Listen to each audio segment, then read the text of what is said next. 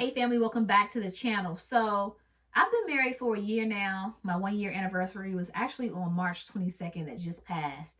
And as I was reflecting on being married for 1 year, I thought a lot about one of the things that I learned during my 1 year of marriage, which is the importance of setting realistic expectations. So in this video, what I'm going to do is I'm going to share with you 3 areas where you want to set realistic expectations and just start thinking about realistic expectations that you will have for when you are married. Okay.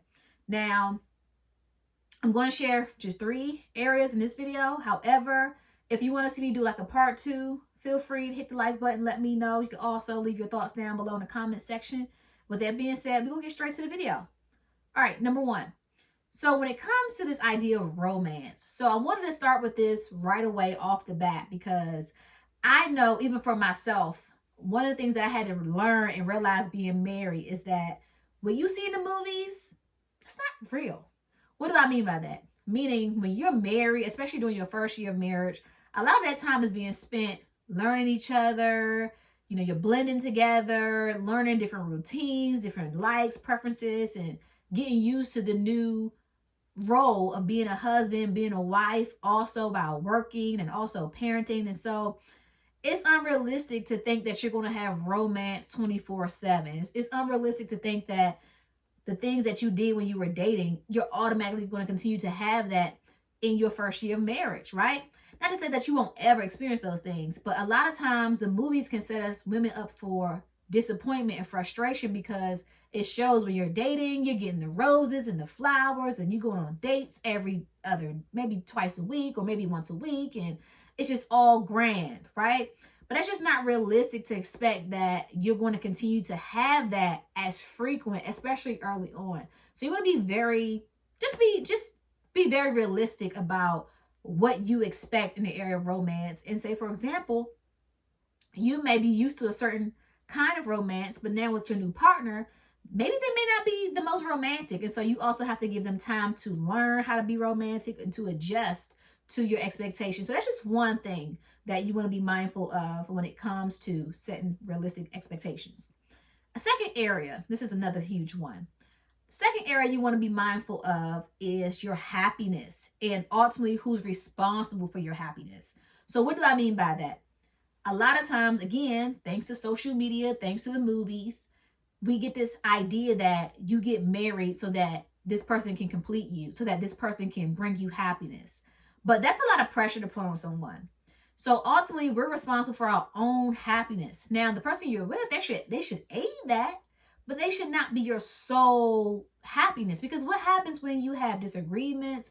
What happens when you're not seeing eye to eye, which is natural and normal, right? You're two different people. You're not robots. You're not clones of each other. So there's going to be times when you're going to have disappointments or disagreements or different views, and you may not feel happy about that. And so if you are looking at this one person to supply you with all your happiness, you're setting yourself up for disappointment and frustration. So you want to be mindful of the things, okay, well, what makes me happy? How can I be seeking happiness on my own before I even get into a relationship so that you don't go into a relationship with that unrealistic expectation? Number 3, time together versus time apart, meaning how much time realistically you expect to spend with your partner.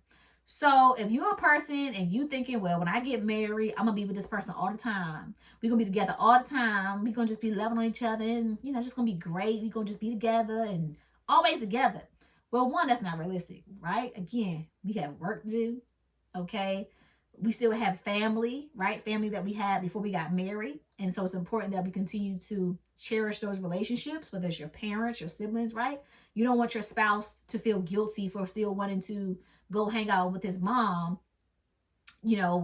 or to go hang out with his friends. And now you sitting there giving him the guilt trip or vice versa. Again, if you giving her, this is if a male watching this, if you giving her a guilt trip because she wouldn't go hang out with her girls, like, no, you have to be realistic. You can't expect that you're going to spend all of your time with your spouse, right? Because you have other interests. And for example, you may have certain interests that you like that your spouse may not be into, and vice versa. And so instead of trying to force your spouse to enjoy the same things that you like, allow your spouse time to spend doing the things that he may enjoy, and then you spend some time doing things that you enjoy. So for me specifically, right, my husband loves to play his game, right? On the weekends, he made it clear, during the week it's about work, about taking care of my responsibilities, but when it comes to the weekend, I want to spend some time doing my game. And at first, they used to really, really get to me.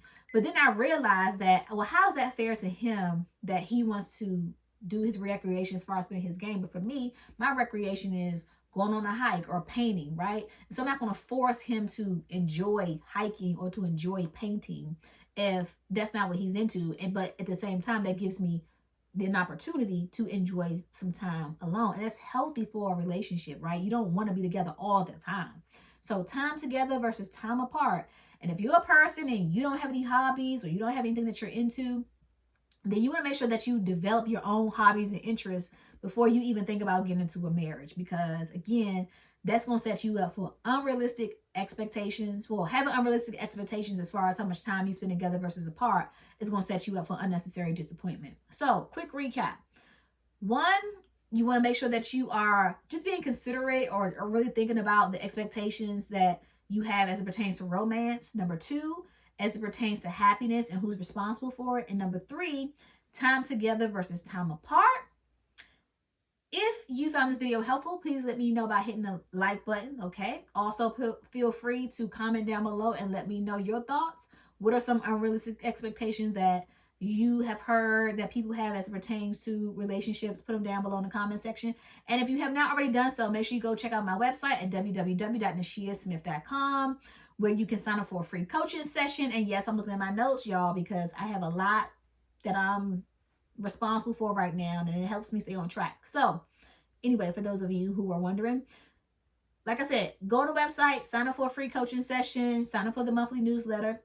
And also, I'm going to be doing some monthly checklists. Well, not monthly checklists, but I'll add some checklists to the website, such as, is he a God-fearing man checklist, right questions to ask to determine if he's a God-fearing man or a counterfeit, and is it love or lust? So these checklists will be helpful for you to help you navigate your Christian dating journey. And until next time, remember that you have support. You do not have to walk this journey alone. Let me hold your hand and walk this journey with you as we both follow Christ together.